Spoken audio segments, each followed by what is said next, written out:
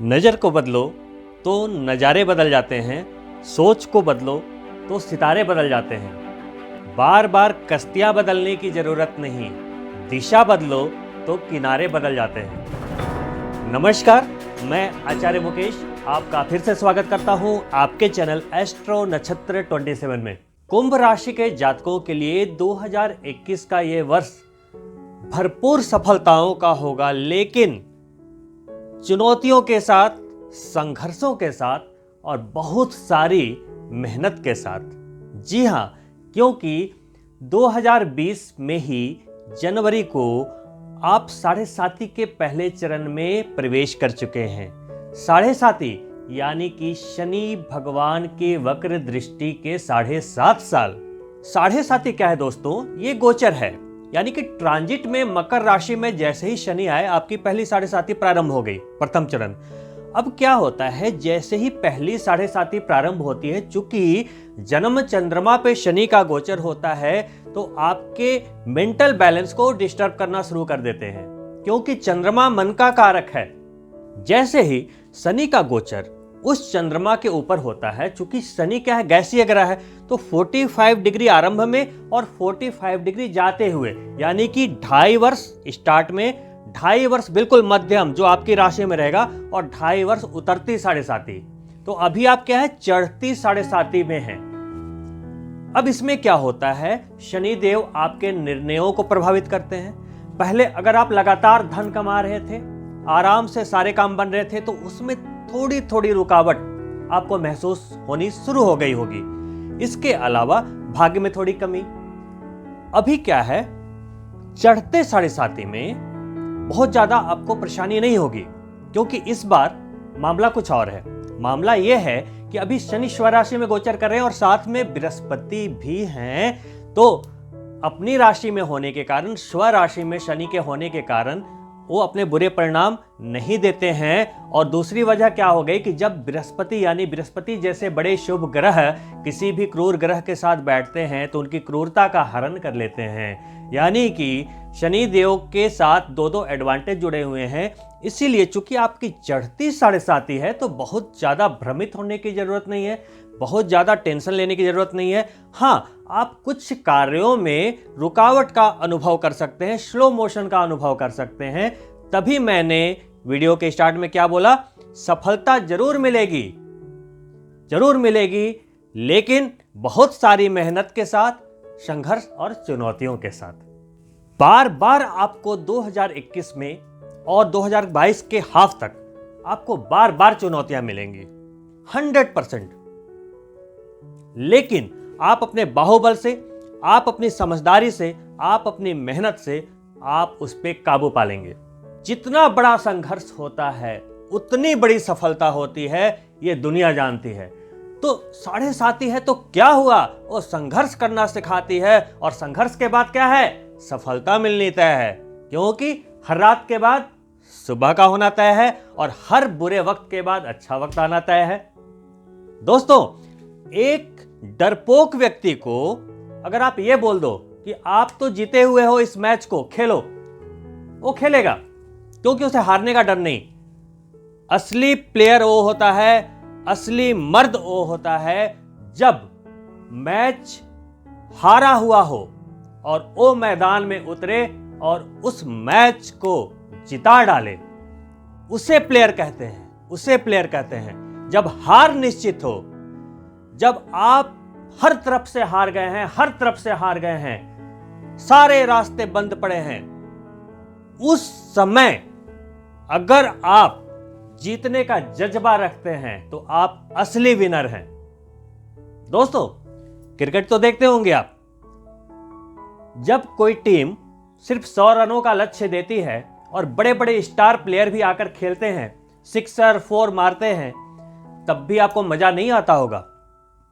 लेकिन अगर किसी टीम ने 350 का लक्ष्य दे दिया, दूसरी टीम खेलने आई, आपकी इंडिया खेलने आई, 350 रनों का लक्ष्य है, और आते ही पहले ही ओवर में 4 विकेट गिर गए,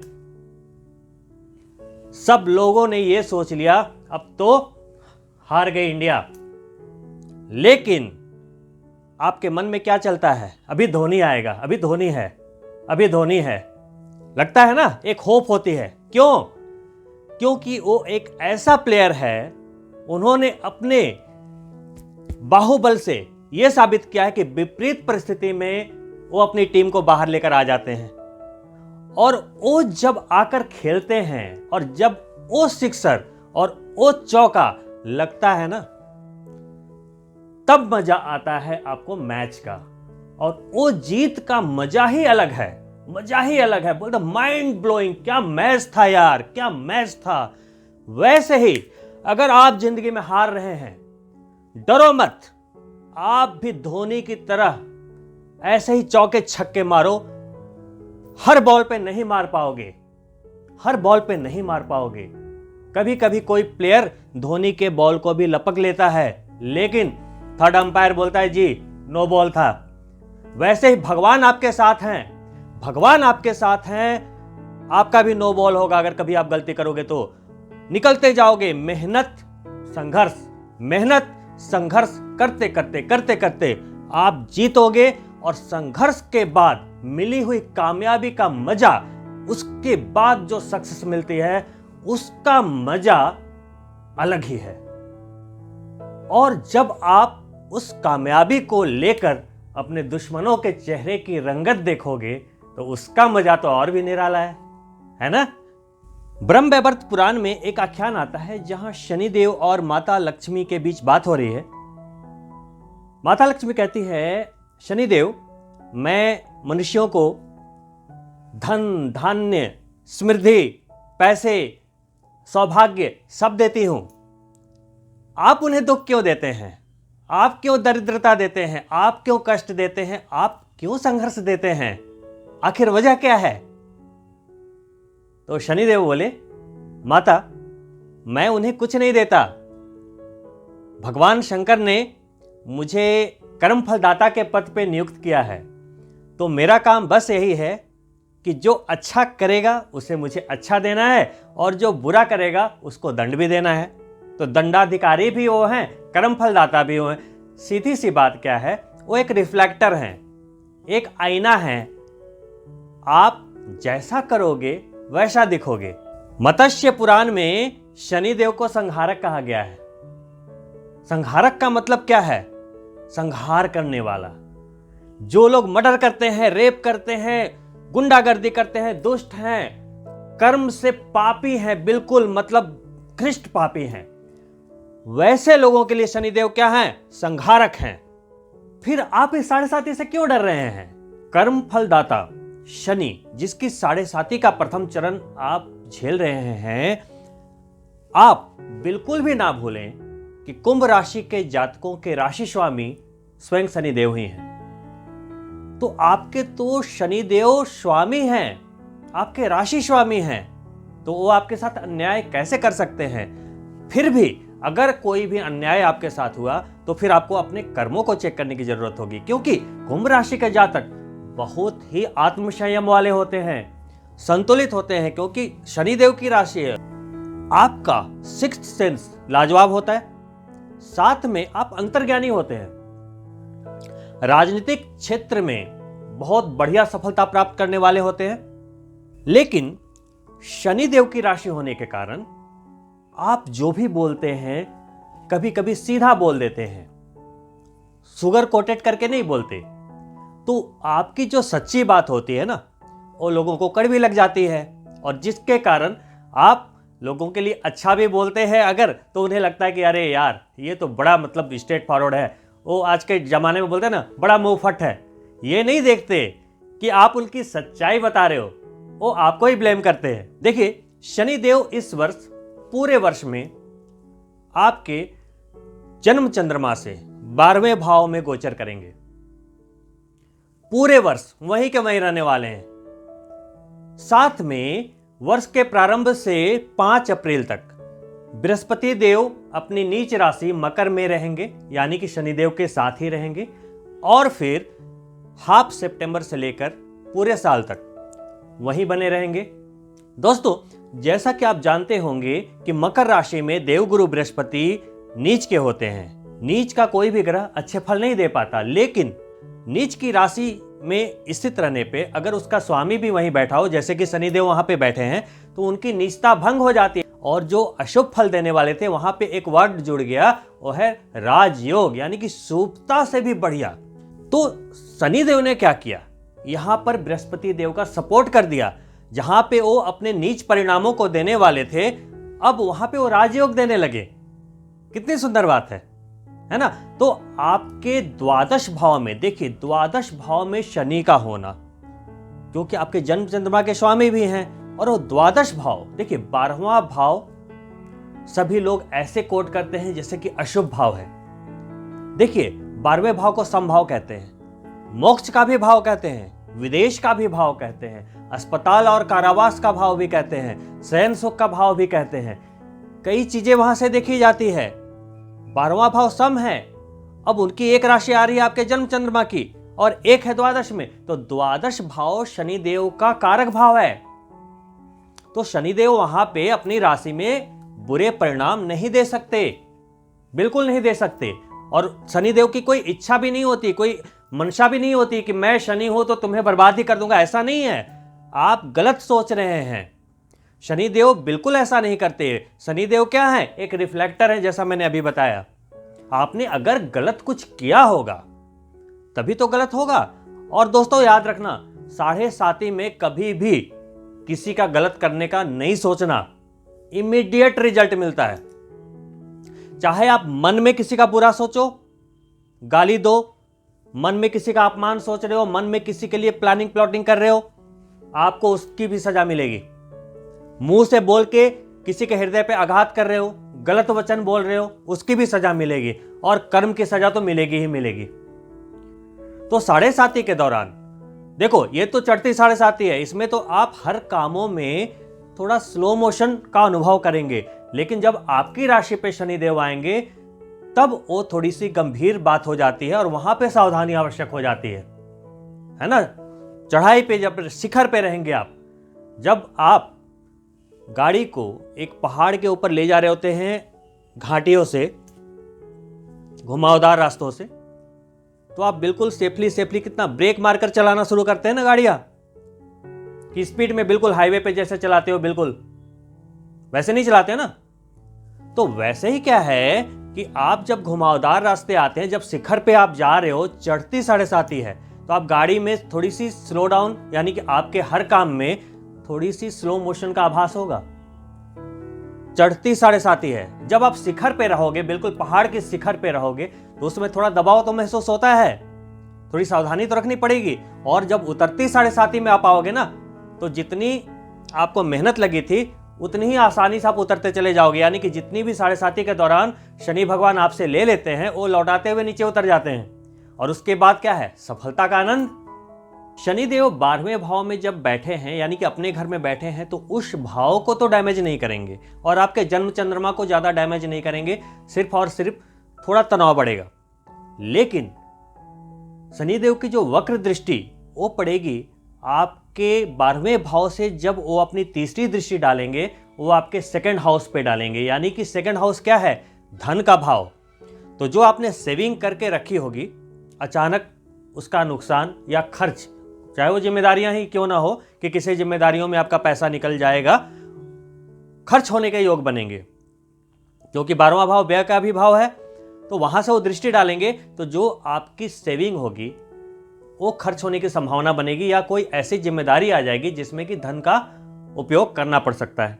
वहीं पे आपको धन कमाने में भी थोड़ी सी समस्याओं का सामना करना पड़ सकता है। कमाएंगे जरूर, यहां पे 2 चीजें ऐड हो जाएगी, चुनौतियां, संघर्ष ये तो रहेंगी, साथ में आपकी मेहनत को बढ़ाना पड़ेगा, क्योंकि यस, तो धन संग्रह जो आप कर रहे थे, जहां पर एक फ्लो बना हुआ था, उस फ्लो में आपको एक स्लो मोशन का अनुभव होना शुरू होगा, क्योंकि चढ़ती 7.5 है। या मेहनत के बाद आप उतना भले ही संग्रह कर लें, लेकिन मेहनत वर्ड यहां पे जुड़ेगा।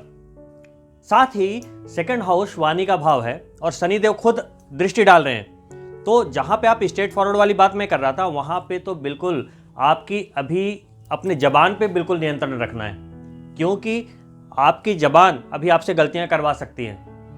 स्ट्रेट फॉरवर्ड बोलने की आपकी आदत है, लेकिन अभी आपको थोड़ा संयम रखना पड़ेगा 7:30 के दौरान, नहीं तो आपकी जबान से आपका ही नुकसान हो सकता है। तो जो भी बोलें तोल तोल के बोलें, सीधी सी बात यह है। साथ में सेकंड हाउस होता है आपके कुटुंब का भाव, रिलेशंस। तो जो आपके रिश्तेदार हैं, जो आपके रिलेशन है, चाहे वो मित्र हैं, चाहे वो पत्नी है, चाहे वो आपके ससुराल वाले हैं, चाहे आपके घर वाले हैं, रिलेशन में थोड़ी सी आपको सावधानी रखने की जरूरत पड़ेगी, क्योंकि 7:30 में अगर आप उनका भला भी करोगे तो ऐसा लोग कहेंगे कि आपने तो कुछ किया ही नहीं। मान लो किसी को पैसे की जरूरत है और आपने मदद कर दी, मदद ले भी लेंगे और बाद में बोलेंगे आपने तो कुछ किया ही नहीं उनके बुरे वक्त में। तो ऐसा होगा, चिंता ना करें, ये नॉर्मल सिम्टम्स हैं 7:30 के, तो इसमें आपको घबराने की जरूरत नहीं है। नेकी कर दरिया में डाल, अभी आपको यही लेकर चलना पड़ेगा। अगर शारीरिक तौर पे देखें तो थोड़े से आलस्य की अनुभूति करेंगे, काम को टालने की प्रवृत्ति थोड़ी बढ़ जाएगी आपकी। और साथ में क्या होगा कि देखो, अप्रैल में जब बृहस्पति देव मकर राशि को छोड़कर आपके जन्म चंद्रमा पे गोचर करेंगे तो फिर आपके काम करने की गति बढ़ेगी। अब बात करते हैं शनि देव की 7वीं दृष्टि के बारे में, जो सीधी दृष्टि आपके छठे भाव पे जा रही है। छठा भाव क्या होता है? रोग, शत्रु और ऋण का।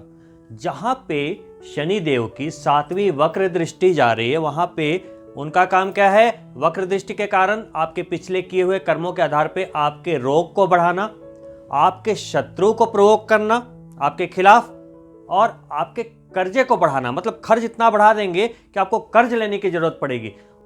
आपको अगर किसी से कर्ज लेना पड़े तो कर्ज एक तरीके का क्या है? मानहानि ही तो है। अगर आप किसी से मांग रहे हो कि भैया मुझे 1 लाख रुपए दे दो, 5 लाख रुपए दे दो, आपको मुंह खोलना पड़ रहा है, आपके आत्मसम्मान को मार के आपको मुंह खोलकर मांगना पड़ रहा है, तो ये एक तरीके की मानहानि ही तो है। कर्ज लेना क्या है? एक मानहानि ही तो है। लेकिन अगर आप किसी के अपने रिलेशंस में, अपने चाहने वालों से, अपने मित्रों से, अगर आप अपने रिलेशंस में आप पैसे मांग कर देखो कैसा मुंह बनाते हैं, है ना? ऐसा लगता है कि आपने अपना आत्मसम्मान ही खो दिया। बुरे वक्त में चाहे आपने उनकी मदद ही क्यों ना करी हो, आप किसी से मांग कर देखो। आप 1 लाख 2 लाख तो छोड़ो, किसी से 10-20 हजार मांग कर देखो, आपको रियलिटी पता चल जाएगी उनके चेहरे को देखकर। तो शनिदेव की वक्र दृष्टि जहां उन्हें प्रोवोक करेंगे इन चीजों को आपके ऊपर हावी करने का, वहां पर ही ये जो तीनों चीज है वहां पे आपको दिक्कत नहीं होगी। क्यों नहीं होगी? क्योंकि बृहस्पति की संयुक्त दृष्टि वहीं पे जा रही है 7वीं। अप्रैल तक ऐसी कोई भी परेशानी नहीं आएगी, लेकिन अप्रैल से मिड सितंबर तक सेम जो अभी मैंने व्याख्या की, रोग, शत्रु और ऋण आपके ऊपर हावी होने की कोशिश करेंगे। लेकिन घबराना नहीं है। अगर आपने हौसला रखा, अगर आपने धैर्य रखा, तो यह समय निकल जाएगा। दोस्तों, वहीं पे शनिदेव की जो 10वीं दृष्टि है पूरे वर्ष तक आपके 9th हाउस पे पड़ती रहेगी, जो भाग्य का भाव होता है। तो भाग्य को खराब नहीं करेंगे। देखो, वक्र दृष्टि है मानता हूं, लेकिन अपनी राशि में बैठे हुए हैं, ये मैं बार बार आपको बता रहा हूं। लेकिन शनिदेव की चाल ही धीमी है। अब वो देखेंगे भी तो आपके भाग्य को थोड़ा स्लो डाउन कर देंगे। जहां आपको 100 मिलना था वहां 50 मिलेगा, और मेहनत करेंगे तो 75 मिल जाएगा। बस यही होगा। इसमें आपको अपना हौसला कम नहीं करना है, हौसला बिल्कुल कम नहीं करना है। लेकिन अप्रैल में जब देवगुरु बृहस्पति आपके जन्म चंद्रमा पे गोचर करेंगे कुंभ राशि में आकर, तो अप्रैल से मिड सितंबर में वो भाग्य पे दृष्टि डाल रहे हैं। जहां शनिदेव डाल रहे हैं वहां पे बृहस्पति देव भी अप्रैल से सितंबर तक डालेंगे या नहीं डालेंगे। तो ये वो समय होगा जब आप अपनी जिंदगी के मैच में आप ही चौके छक्के मार सकते हो, है ना? तो देखो, क्रिकेट जो है ना, उससे बहुत कुछ सीखने को मिलता है दोस्तों। देखो, सामने वाला अपनी पूरी पावर से लाइन और लेंथ में 6 बॉल डालता है, लेकिन 6 जो बॉल होते हैं ना, सबकी प्रकृति अलग होती है ना? तो ऐसा ही लाइफ है दोस्तों, हर समय एक जैसा नहीं होता। अब जो बैट्समैन है वो कभी कभी जो बॉल होते हैं, जो खराब बॉल होते हैं, उसे क्या करता है? सिर्फ उसे रोक लेता है, डिफेंड करता है। वहीं पे जैसे ही एक खराब बॉल आई, वो क्या करता है? सीधा सिक्सर, बाउंड्री पे पहुंचा देता है। वैसे ही तो लाइफ है दोस्तों। अगर खराब स्थिति चल रही है, परिस्थितियां आपके हक में नहीं हो रही है, तो उस समय थोड़ा क्या करना है, डिफेंड करना होता है, थोड़ा शांत रहना होता है, धैर्य बनाकर रखना होता है। ये नहीं कि हड़बड़ी में उस समय बैट घुमाया और क्लीन बोल्ड। कभी कभी स्थितियां होती है, नौकरी जाने का खतरा हो रहा है, पैसे की जरूरत है, घर में पैसा नहीं है, अब आप बिल्कुल व्याकुल हो गए। उस समय बल्ला घुमाना मत, हड़बड़ी में फिर वहीं पे दिक्कत आ जाती है। थोड़ा धैर्य रखो। भगवान कोई भी समस्या अगर आपको देता है तो समस्या के साथ उसकी चाबी भी पकड़ाता है। आप देखो ना कि जो समस्या है वो कैसे सॉल्व होगी, लिखो बैठकर। पैसे की कमी हो रही है, आप देखो आपको वो पैसे कहां कहां से आ सकते हैं। क्या जॉब से आ सकते हैं, बॉस से मांगोगे तो देंगे, रिश्तेदार से मांगेंगे तो देंगे, क्या कैसे आएगा वो? अगर आपको 6 महीने के बाद पैसा चाहिए इन्वेस्ट करने के लिए या कुछ भी है, प्लानिंग करने के लिए कुछ भी ऐसा है, तो आप देखो कि वो पैसा आपको कौन देने वाला है। लिस्ट बनाओ, कोशिश करो, प्रयास करो, सॉल्यूशन हो जाएगा। समय एक जैसा नहीं होता। जैसे अप्रैल का पहले का समय कुछ और है, अप्रैल से सितंबर का समय कुछ और है, उसके बाद का समय कुछ और है। दृष्टियां बदल रही है, ग्रह के ट्रांजिट्स अलग अलग बदल रहे हैं, तो आपका समय एक जैसा कैसे हो सकता है? बिल्कुल नहीं हो सकता। शनि और बृहस्पति के साथ राहु और केतु जो कि एक छाया ग्रह हैं, उनके ट्रांजिट के बारे में बात करना बहुत ही आवश्यक हो जाता है, क्योंकि ये छाया ग्रह भले ही हैं लेकिन एस्ट्रोलॉजिकल प्रेडिक्शन में एक बहुत ही बड़ा रोल प्ले करते हैं ये। तो आपके शनि से 5वें भाव में और आपके जन्म चंद्रमा से 4th भाव यानी सुख के भाव, भवन, गाड़ी और सुख के भाव में राहु का गोचर है।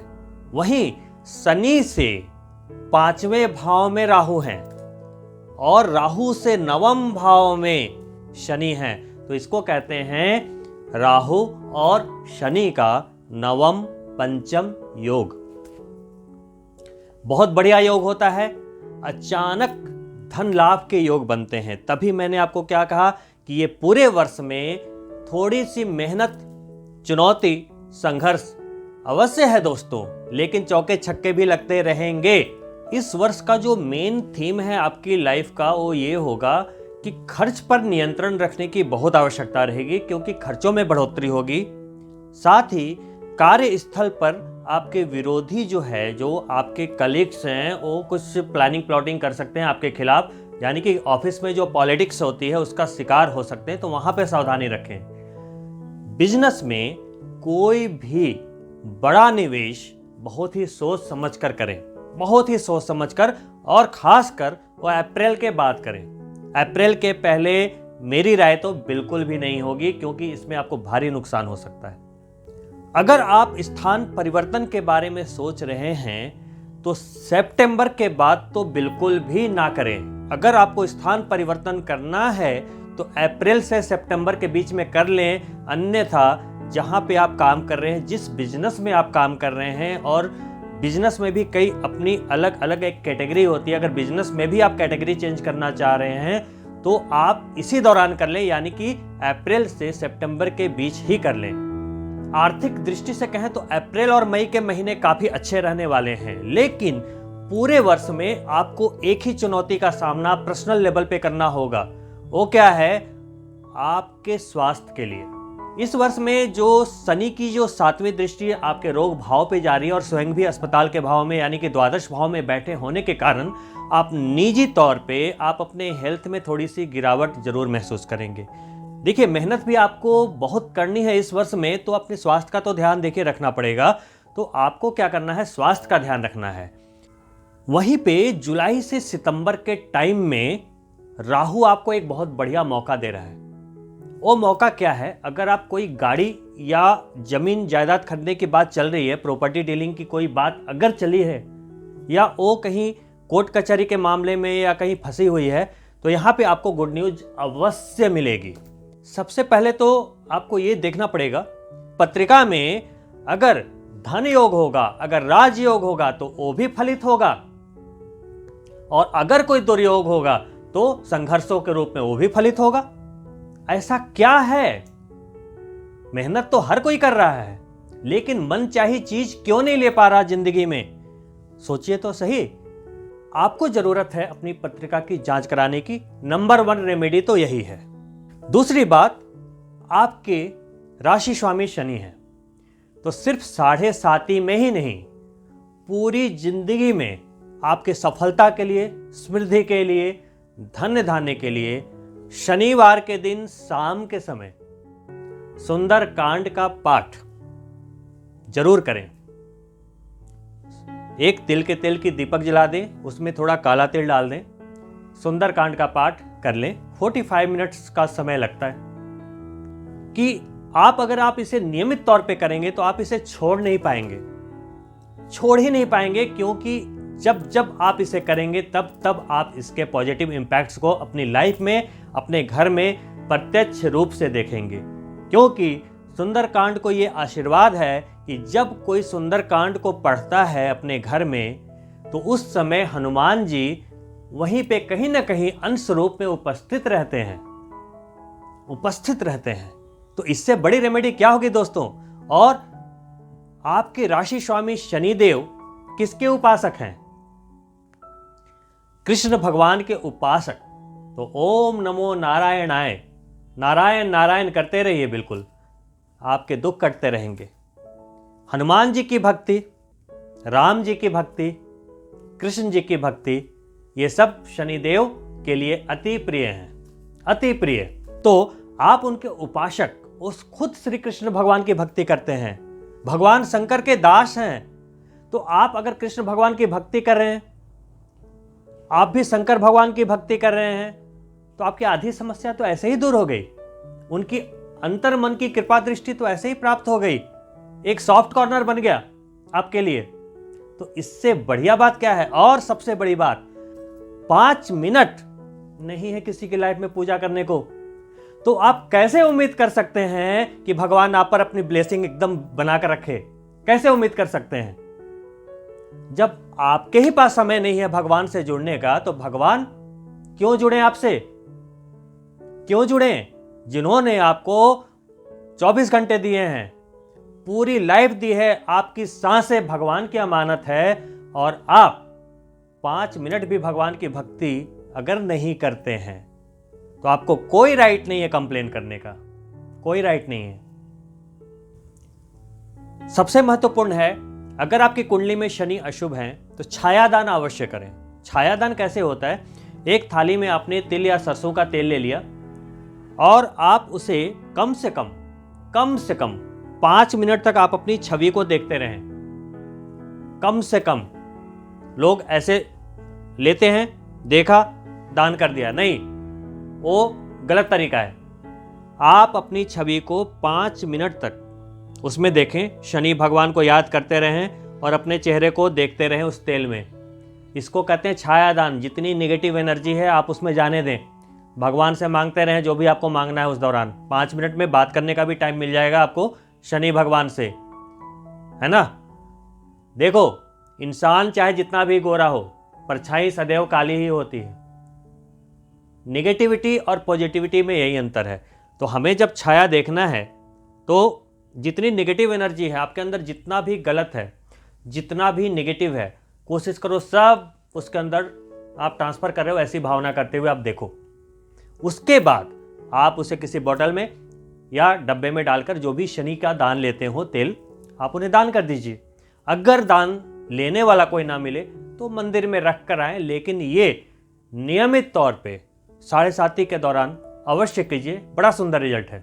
शमी का पौधा अपने घर में अगर है तो ठीक है, नहीं है तो शनिवार को जरूर लाएं, और शनि भगवान का प्रारूप मानकर हर दिन उसमें जल अर्पित करें। शनिवार के दिन शाम के समय उसमें तेल का दीपक जरूर जलाएं, और तेल में कुछ तिल, काला तिल डाल दें, और भगवान शनि मानते हुए उनकी पूजा करें। भगवान राम भी जब रावण के साथ युद्ध करने के लिए निकलने वाले थे, तो शनि की पूरी विधिवत पूजा आराधना करके निकले थे। तो इससे शनिदेव का आशीर्वाद मिलता है। पूरे 7:30 के दौरान शनि दशरथ स्तोत्र, ये बहुत ही अच्छा माना गया है, और एकाक्षरी मंत्र ओम शम शनिचराय नमः का जाप, ओम नमः शिवाय क्योंकि शंकर भगवान के दास हैं, ओम नमो भगवते वासुदेवाय, नारायण यानी कि कृष्ण भगवान के उपासक हैं, और साथ में ओम शम शनिचराय नमः, इन 3 माला को करते रहें। मंगलवार शनिवार को हनुमान जी की आराधना भी करते रहें, भैरव जी की आराधना करते रहें। ये जो सारे उपाय मैंने बताए अगर आप करते रहते हैं तो आपको साढ़े साथी के दौरान नुकसान नहीं लाभ होगा। दोस्तों देखो, लाइफ बहुत ही सिंपल है, उसको कॉम्प्लिकेटेड हम खुद कर लेते हैं। दोस्तों जैसा कि आपको पता है, पहले एक राजा हुआ करते थे, और जब उन्हें किसी अन्य राज को जीतना होता था तो समुद्र के रास्ते अपने सैनिक को लेकर अपने जहाज से जाते थे। जब सारे सैनिक उसकी सीमा में उतर जाते थे तो वो जहाज को जला देता था। सैनिकों ने देखा, अरे ये क्या हुआ, हम जिससे आए थे वो जहाज जला दी, अब वापस जाने का क्या हुआ, सारे रास्ते बंद। अब सैनिक को पता है कि हमें तो अब जीतना ही है, अगर नहीं जीते तो मारे जाएंगे। तो दोस्तों आप भी अपनी लाइफ के सारे पुल जला दो, सारे पुल जला दो, जीतना तो है ही, जीतना है। दोस्तों जब कोई रणभूमि में क्षत्रिय उतरता है तो वो पहले क्या सोचता है? पहले के जमाने में जो क्षत्रिय थे युद्ध में जाते थे तलवार लेकर, उनके मन में डर नहीं होता था, उन्हें पता होता था कि यस मेरी गर्दन चाहे तो कट जाए, मैं 10 को काट कर आऊंगा। उसी तरीके से आज जो हमारे चाइना के बॉर्डर पे, जो पाकिस्तान के बॉर्डर पे, जो -17 डिग्री, 20 डिग्री, 25 डिग्री में जो सैनिक हमारे वहां पे बर्फ में खड़े हैं, वो अपनी जान की परवाह नहीं करते। वो ये चुनौतियां नहीं देखते जो आप छोटी मोटी चुनौतियां घर के एसी में बैठकर देख रहे हो ना, वो चुनौतियां नहीं है, वो तो चुनौतियों को हाथ में लेकर घूमते हैं दोस्त, है ना। आप थोड़े से गिर गए, हड्डी टूट गई, फ्रैक्चर हो गया, फेसबुक पे दिखा रहे हो जी मेरा तो हाथ टूट गया, है ना, बड़ा नुकसान हो गया। और कुछ लोग ऐसे हैं जो फौज में जाते हैं, सीने पे गोलियां खाते हैं, पैरों पे गोलियां खाते हैं, और एक फोन तक नहीं करते, घर में नहीं करते, वो दूसरों का हौसला नहीं तोड़ते। तो दोस्तों लाइफ इतनी आसान भी नहीं है, इतना कंफर्ट जोन में ना रहो। कामयाबी दूर नहीं है आपसे, घर में एसी में सोना है, एसी कार में घूमना है, हर चीज में एसी चाहिए, आराम चाहिए। मेहनत करने से कतराते हैं तो कैसे सफलता मिलेगी? सफलता भी वैसे ही मिलती है, वो भी आराम आराम से एसी में सोकर आती है। तो फिर कंप्लेन क्यों करते हो? आप देखो ना, क्या आप सुबह 5 बजे उठकर परिश्रम करते हो? जितने भी कामयाब लोग हैं वो क्या सुबह नहीं उठते, परिश्रम करते? आप 10 बजे तो उठ रहे हो, आप 12 बजे उठ रहे हो, तो भाई आपके सक्सेस में और जो 5 बजे सुबह उठकर काम कर रहा है उसके सक्सेस में अंतर होगा ना। साथ में क्या है, सब कुछ, पूरी जिंदगी कौन काम कर रहा है? आपका शरीर। सारे पैसे कौन कमा रहा है, कौन मेहनत कर रहा है? आपका शरीर। और आप अपने शरीर को कितना समय देते हो? 15 मिनट भी देते हो क्या सुबह में, कि थोड़ा ऑक्सीजन ले पाए, थोड़ी बालकनी में बैठकर थोड़ा एक्सरसाइज कर ले? और वहीं पे जब आपको कोई रोग हो जाता है तो बस कंप्लेन, किसको भी जी कंप्लेन, शनिदेव साढ़े साथी हो गई, मंगलदेव भारी हो गए, राहु की प्रॉब्लम है जी। अपनी प्रॉब्लम नहीं दिखेगी सर। माफी चाहूंगा अगर आपको गलत लग रहा हो तो आचार्य मुकेश की तरफ से आपको बहुत बहुत मैं माफी चाहूंगा, कृपया बुरा ना माने, लेकिन एक कड़वी सच्चाई है। जैसे आप स्ट्रेट फॉरवर्ड है ना, तो मैं भी आज आपसे वैसे ही बात कर रहा हूं। प्लीज इन बातों पे ध्यान दें, समय को ना कोसें, ट्रांजिट को ना कोसें, अपने कर्मों को देखें, अपने एक्शन को, अपने काम को, जो आपका टारगेट है प्लान करके काम करें, अपने एफर्ट्स को 100 नहीं 1000% पे रखें। क्या साढ़े साथी आपको कोई रोक पाए? मुझे नहीं लगता।